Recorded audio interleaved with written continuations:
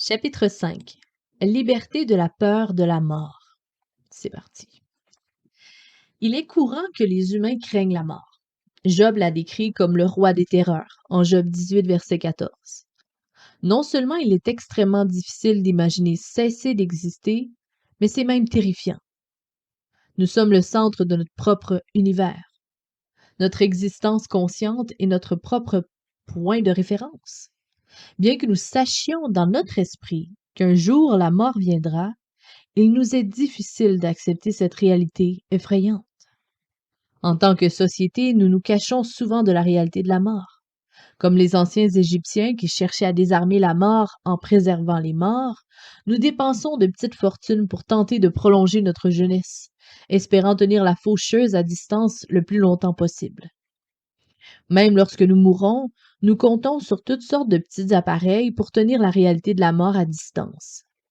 Nous avons des pompes funèbres qui peignent nos cadavres, les habillent joliment et les placent dans les cercueils confortables pour atténuer l'impact sinistre de ce qui s'est réellement passé. Beaucoup de gens refusent tout simplement de penser à la mort ou même d'en parler. Même lorsque nous parlons de la mort, nous utilisons des euphémismes pour adoucir ou déguiser la dure réalité. Nous préférons les termes tels que décédé ou endormi ou il est allé auprès du Seigneur. Pourquoi exactement avons-nous peur de la mort? Proposons 6 raisons. C'est parti. La première. La mort est mystérieuse et inconnue. C'est normal d'avoir peur de l'inconnu. Se marier, déménager dans une nouvelle ville, ou faire un nouvel investissement peuvent tous apporter une certaine appréhension, car on ne sait pas exactement à quoi s'attendre. Mais la mort pose un plus grand mystère que toute autre chose. C'est la plus grande de toutes les inconnues. Une fois entré dans ce royaume, personne ne revient jamais pour nous en parler.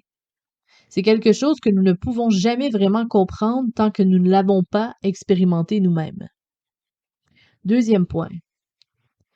Nous devons affronter la mort seuls. Si nous pouvions tous nous unir et affronter les mystères inconnus de la mort en groupe, il serait peut-être plus facile d'en supporter l'idée. Mais nous ne pouvons pas. Nous devons voyager seuls dans cette nuit noire. Troisième point. Nous sommes séparés de nos proches. Nous nous demandons si nos relations peuvent continuer après cette vie. Retrouverons-nous un jour nos proches? Quatrièmement, nos espoirs et nos rêves personnels ne se réaliseront pas. Quand nous mourrons, nos objectifs meurent avec nous. Nous ne pouvons pas continuer à construire nos rêves. La mort met fin au meilleur de nos plans. Cinquièmement, la mort soulève la possibilité que nous soyons anéantis. Nous craignons que la mort ne signifie la fin de tout. Après notre mort, continuerons-nous d'exister? Et sixième, la mort est inévitable. Même dans les progrès scientifiques d'aujourd'hui qui prolongent la durée de nos vies, nous mourrons tous. Même Mathusalem, le patriarche de l'Ancien Testament qui a vécu près de 1000 ans, a finalement succombé à la mort. La Bible parle de quelques personnes qui ont été ramenées d'entre les morts, mais toutes, sauf Christ, sont mortes de nouveau. Personne ne peut échapper à l'inévitabilité de la mort. Non seulement la mort est inévitable et effrayante, mais elle frappe parfois soudainement, d'une manière que nous n'aurions jamais pu prévoir. Une telle incertitude peut être débilitante, même pour les croyants en Jésus. Malgré leur croyance, ils peuvent encore lutter contre la douleur émotionnelle de la mort. Nous pleurons profondément la perte de nos proches, même si nous ne pleurons pas en tant que personnes sans espoir futur. Alors que la Bible ne promet jamais une délivrance complète des aspects émotionnellement difficiles de la mort, on nous dit que la victoire sur la peur totalement paralysante de celle-ci est à notre portée.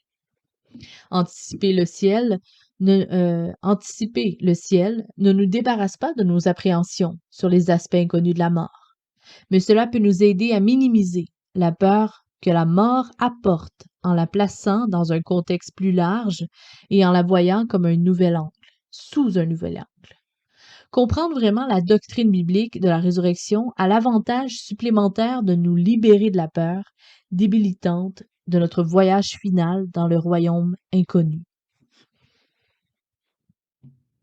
Trouver la bonne perspective. Je, c'est-à-dire Sean, demande souvent à mes élèves d'imaginer deux lycéens qui se voient tous deux refuser l'admission à l'université qu'ils souhaitent fréquenter. Un étudiant est terriblement bouleversé pendant une semaine ou plus, tandis que l'autre est bouleversé pendant une journée seulement. En supposant que l'acceptation à l'université était tout aussi importante pour eux deux, pourquoi un étudiant est-il plus contrarié que l'autre? La réponse est qu'il s'est permis d'être. Il avait une philosophie de vie qui permettait à ses circonstances quotidiennes de contrôler son niveau de bonheur. Comme la plupart des gens, il croyait que les événements le rendaient heureux ou malheureux. Ses émotions montaient ou descendaient par rapport aux bonnes et aux mauvaises choses qui lui arrivaient. Il ne se rendait pas compte que ces émotions négatives provenaient presque uniquement de sa perspective de la vie, sa vision du monde.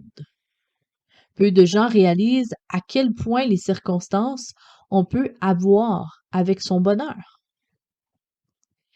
Bien plus important est la façon dont nous réagissons à nos circonstances. Et notre réponse est toujours basée sur notre point de vue. Avoir une perspective céleste sur la vie peut apporter une force puissante qui nous permet de vivre au-dessus de nos circonstances immédiates. Peu de gens semblent réaliser que la résurrection de Jésus est la pierre angulaire d'une vision du monde qui offre une perspective appropriée à toute la vie. Cela inclut notre point de vue sur la mort. La résurrection montre clairement que peu importe à quel point nos luttes, nos déceptions, nos problèmes sont dévastateurs, ils ne sont que temporaires. Peu importe ce qui arrive, peu importe la profondeur de la tragédie ou de la douleur à laquelle vous faites face, peu importe à quel point la mort vous traque, vous et vos proches, la résurrection vous promet un avenir de bien incommensurable. La mort d'amis et d'êtres chers est une cause naturelle de chagrin. Et la perspective de notre propre mort est aussi naturellement effrayante. Mais si ces événements jettent nos vies dans le désespoir, c'est simplement parce que nous laissons nos circonstances présentes contrôler notre équilibre émotionnel et mental. Et en tant que résultat, façonner le cours de nos vies ensuite.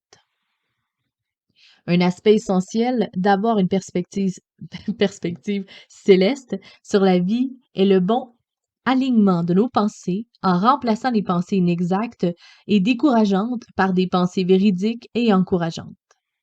La clé est d'être transformé par le renouvellement de votre esprit. On y lit en Romains 12, verset 2, avec la perspective céleste de Paul, car il est écrit « Car j'estime que les souffrances du temps présent ne sont pas dignes d'être comparées à la gloire qui doit être révélée en nous. » Romains 8, verset 18. La douleur est un élément inévitable de la mort, même pour les chrétiens les plus forts. Jésus lui-même a pleuré la mort de Lazare. Néanmoins, Paul demande aux croyants de concentrer leurs pensées sur les vérités éternelles au lieu de leurs problèmes momentanés. Une telle concentration peut diminuer notre douleur actuelle et nous donner la force de supporter la souffrance. Bien sûr, cela ne veut pas dire que nous progresserons jamais jusqu'à un endroit où la mort n'est pas gênante, car la mort est toujours le grand ennemi. Mais nous n'avons pas à craindre la mort d'une manière paralysante. Lisez 2 Corinthiens 4, versets 8 à 17. Et notez quelques-uns des contrastes que Paul fait entre le présent et le futur. Je vous invite à aller lire, peut-être me mettre sur pause et aller lire le passage en question. Moi, je vais poursuivre. Cadeau. On peut lire les cadeaux. Nos corps actuels se décomposent, n'est-ce pas? Nos ennuis sont temporaires. Nous éprouvons une douleur présente. Et à l'avenir, nous aurons de futurs corps éternels. Le ciel est pour toujours et la gloire éternelle sera sans comparaison. Une stratégie pour affronter la mort. Dans son livre Jésus ressuscité et espoir futur de Dr. Gary Habermas, propose 3 étapes pratiques sur la façon dont la résurrection de Jésus peut nous aider à affronter avec audace la peur de la mort.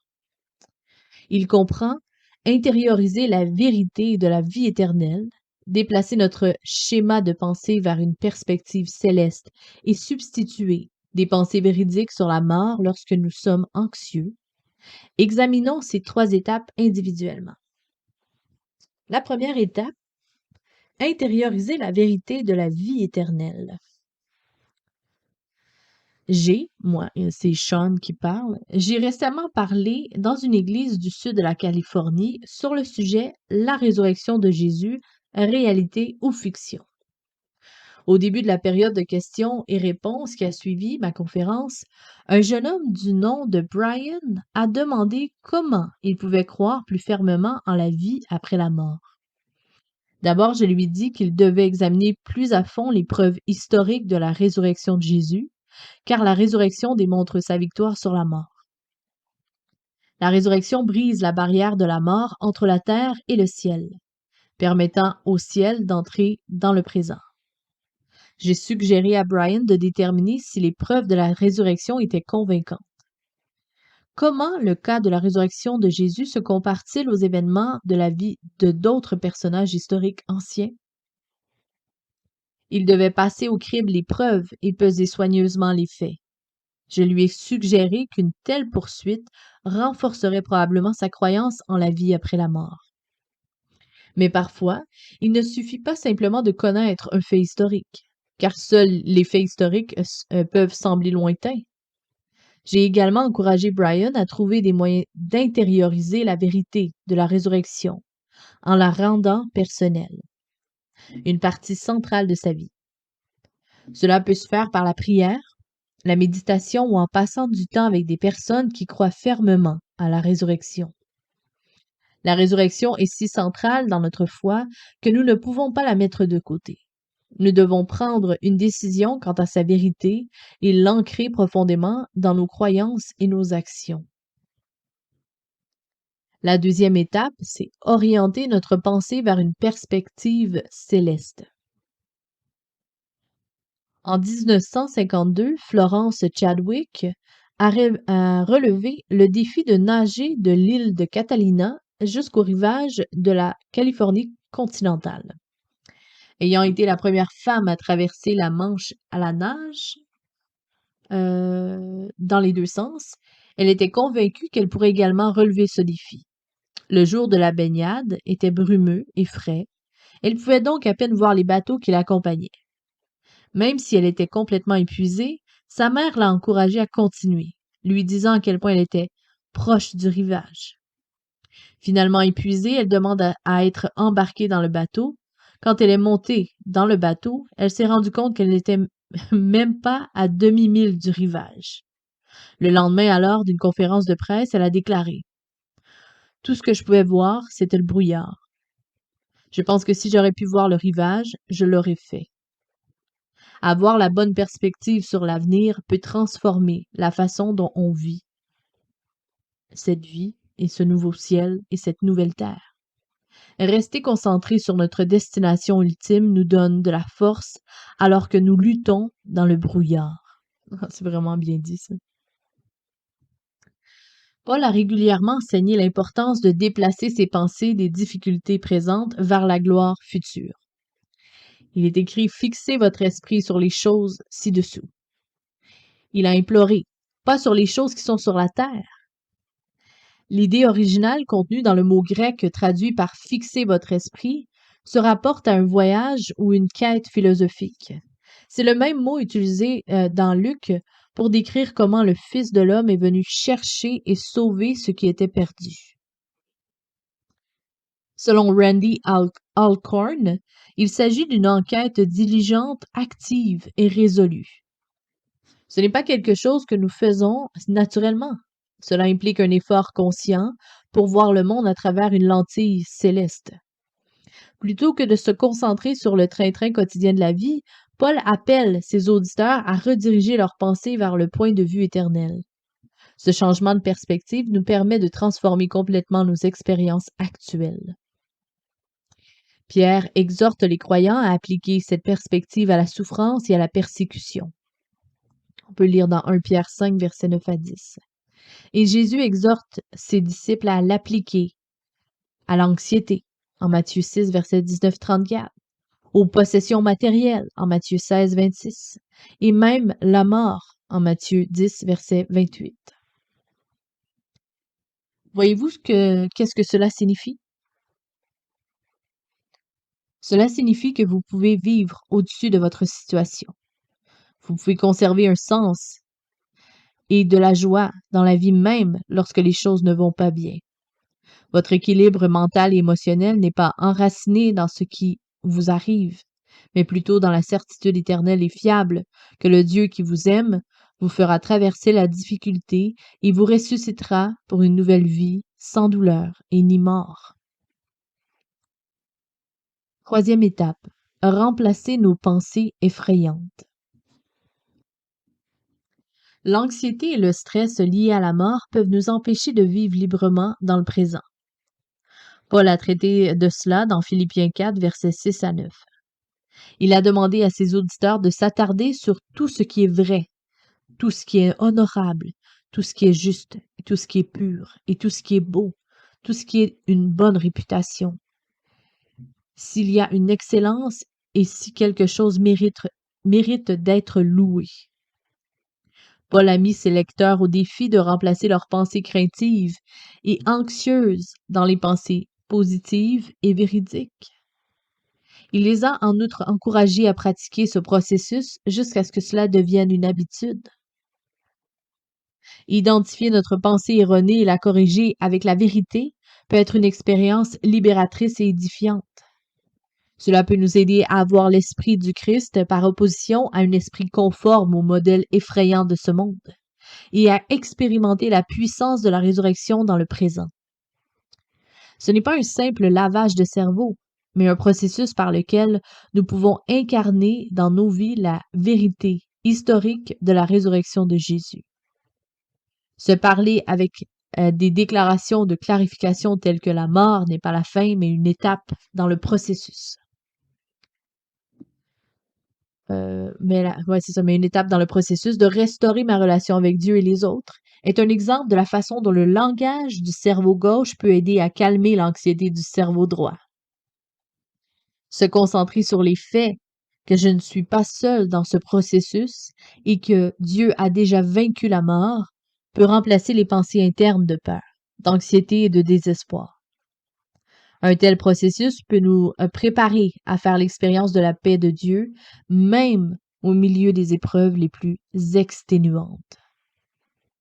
Une autre méthode consiste à argumenter contre nos angoisses et nos peurs avec vérité. Par exemple, il est extrêmement utile de nous rappeler que ce monde n'est pas tout, que nos relations chéries continueront après la mort et que nous vaincrons la mort comme Jésus. Lorsque la peur frappe, concentrez-vous sur ce que nous savons être vrai. Le docteur Habermas explique comment substituons-nous des pensées édifiantes à notre peur de la mort. Une méthode consiste à identifier nos croyances erronées, à les contredire et à les remplacer par des contre-pensées véridiques. Tandis que la vérité nous libère, les mensonges asservissent toujours.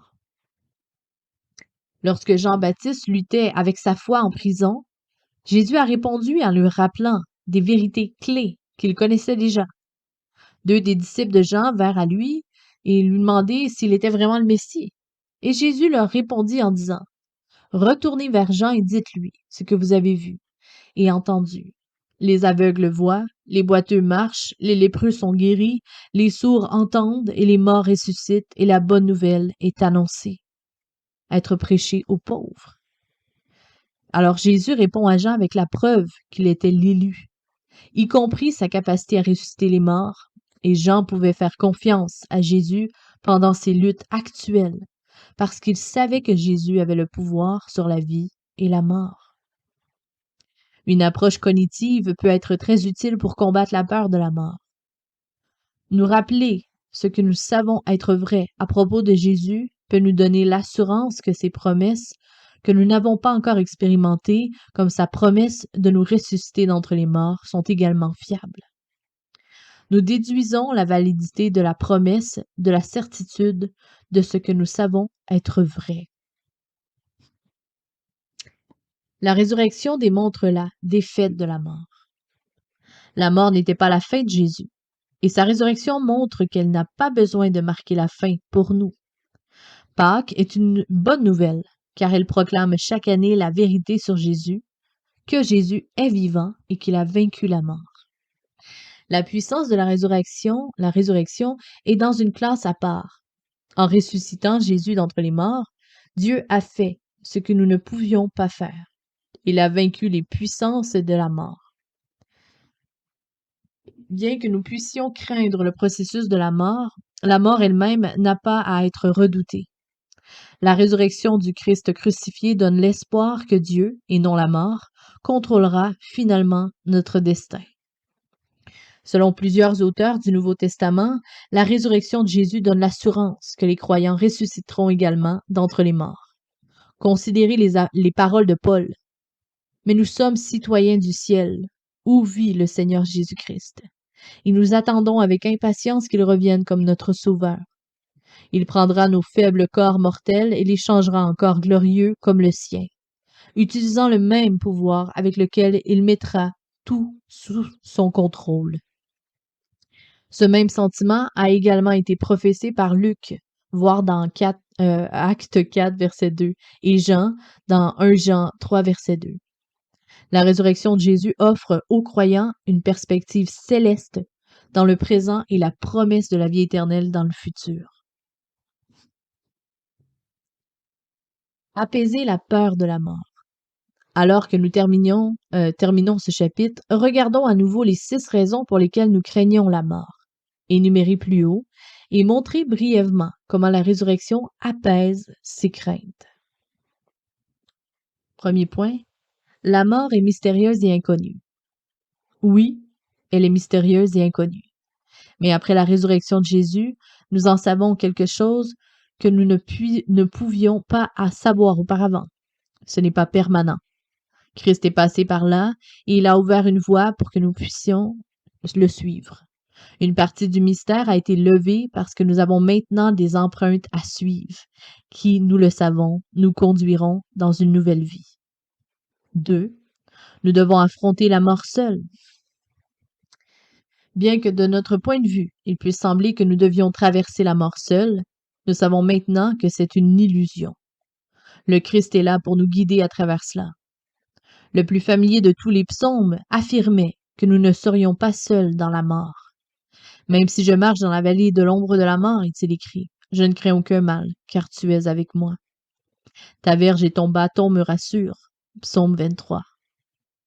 La mort et la résurrection de Jésus montrent que cette promesse n'est pas vaine. Le Christ est réellement entré dans les ténèbres de la mort et nous y attend pour nous guider en toute sécurité. Troisièmement, nous sommes séparés de nos proches. La résurrection apaise également cette peur. Parce que Dieu a vaincu la mort par Jésus-Christ, nos relations d'amour se poursuivront après la mort. Cette croyance n'est que le résultat d'une simple foi aveugle. Il est enraciné en fait. Tout comme la relation de Jésus avec Marie s'est poursuivie après sa mort, comme le montre sa rencontre avec lui au tombeau, nos relations d'amour se poursuivront également. Jésus a dit au criminel repentant sur la croix juste à côté de lui, « Je t'assure qu'aujourd'hui tu seras avec moi dans le paradis. » Luc 23, verset 43. Lorsque Jésus reviendra, il y aura une réunion dans les airs pour ses disciples. Et après cela, nous serons ensemble avec le Seigneur et nos bien-aimés pour toujours. La mort peut nous séparer temporairement de nos proches, mais la résurrection du Christ nous réunira. Jésus est Seigneur des vivants et des morts. Romains 14, verset 9. Et même la mort ne peut pas nous séparer de l'amour de Dieu qui s'est révélé en Jésus-Christ, notre Seigneur. Romains 8, 39. Nos relations ne se poursuivront pas seulement après la mort, ils seront complètement transformés. On peut lire dans Apocalypse 21, verset 4, qui décrit ce que Dieu fera dans les nouveaux cieux et la nouvelle terre.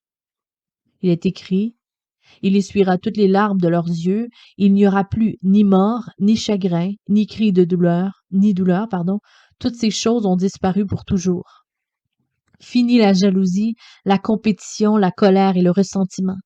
Nous serons libres comme Jésus de nous aimer vraiment et de faire l'expérience de l'amour des autres. Quatrième, nos espoirs et nos rêves personnels ne se réaliseront pas. La résurrection élimine également cette peur. En fait, il serait plus juste de dire qu'au paradis, tous nos espoirs et nos rêves seront exaucés. C.S. Lewis a suggéré que le vrai désir derrière tous les désirs est d'être avec Dieu et de l'aimer, que chaque désir que nous éprouvons aura son accomplissement légitime dans notre nouvelle vie. Ceci est affirmé dans la parabole biblique des talents, dans laquelle 3 serviteurs se voient confier les biens de leur maître lorsqu'il part en voyage. Vous pouvez aller lire dans Matthieu 25, versets 14 à 30. 2 des hommes développent et étendent ces atouts pour leur maître, et à son retour, ils sont récompensés par la domination des villes. L'application est claire. Nos espoirs et nos rêves découlent des capacités que Dieu nous a données. Nous travaillons à les développer dans cette vie. Lorsque nous mourrons et serons ressuscités pour une nouvelle vie au ciel, nous qui avons bien développé ces atouts, nous nous verrons confier des responsabilités encore plus grandes pour continuer à utiliser et à développer ce que Dieu nous a confié. Ce concept est confirmé dans la phrase que nous lisons dans 2 Timothée 2, verset 12 et Apocalypse 20, verset 6, où il nous est dit que nous régnerons avec lui. Le ciel n'est pas un lieu d'oisivité et d'ennui.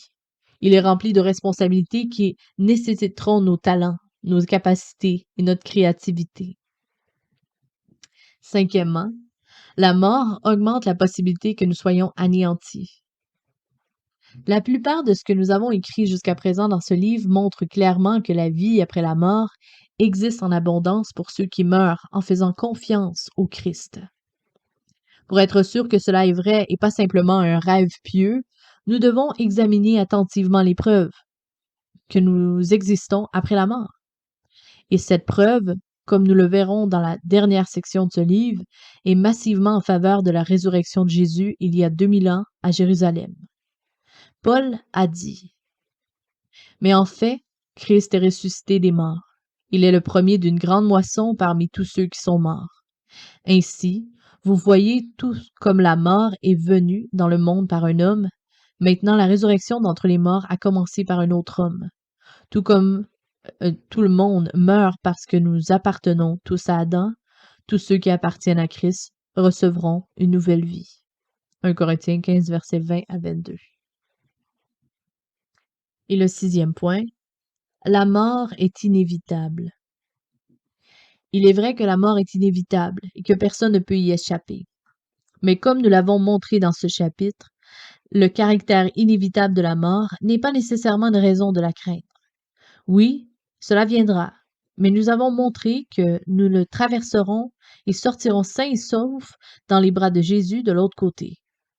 Ainsi, à propos de la mort, nous pouvons dire avec joie ce que l'apôtre Jean a dit dans Apocalypse 22, verset 20, l'avant-dernier verset de toute la Bible.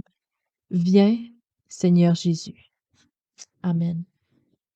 Fin du chapitre.